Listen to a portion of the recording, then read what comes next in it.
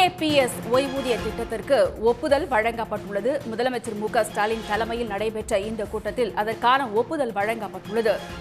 டிஏபிஎஸ் ஓய்வூதிய திட்டத்திற்கு ஒப்புதல் வழங்கப்பட்டுள்ளது. ஆண்டுதோறும் ஓய்வூதிய நிதியத்திற்கு தமிழ்நாடு அரசின் பங்களிப்பாக 11,000 கோடி ரூபாய் வழங்கும் என்றும் தெரிவிக்கப்பட்டுள்ளது. அரசு ஊழியர்கள் பெறும் கடைசி மாத சம்பளத்தில் 50% ஓய்வூதியமாக வழங்கப்படும் என்றும் தெரிவிக்கப்பட்டுள்ளது.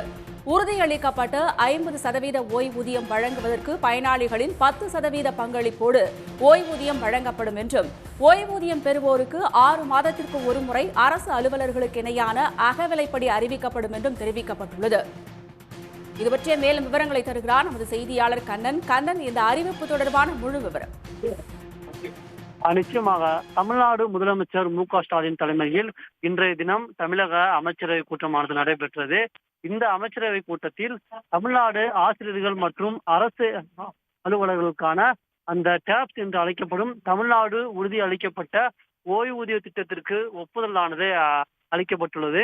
இந்த ஓய்வூதிய திட்டத்தை பொறுத்தவரையில் பார்த்தால் அந்த அரசு ஊழியர்கள் கடைசியாக அவர் பெற்ற சம்பளத்திலிருந்து 50% சம்பளமானது ஓய்வூதியமாக வழங்கப்படும் என்று தெரிவிக்கப்பட்டிருந்தது.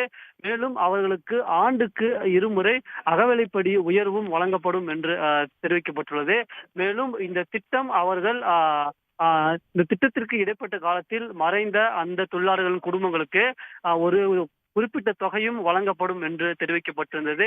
இவ்வாறு 6 அம்சங்கள் இடம்பெற்றிருந்த அந்த தமிழ்நாடு அரசின் டேப்ஸ் என்று அழைக்கப்படும் தமிழ்நாடு அரசு உறுதியளிக்கப்பட்ட ஓய்வூதிய திட்டத்திற்கு தமிழ்நாடு அமைச்சரவையானது இன்றைய தினம் ஒப்புதல் அளித்துள்ளது.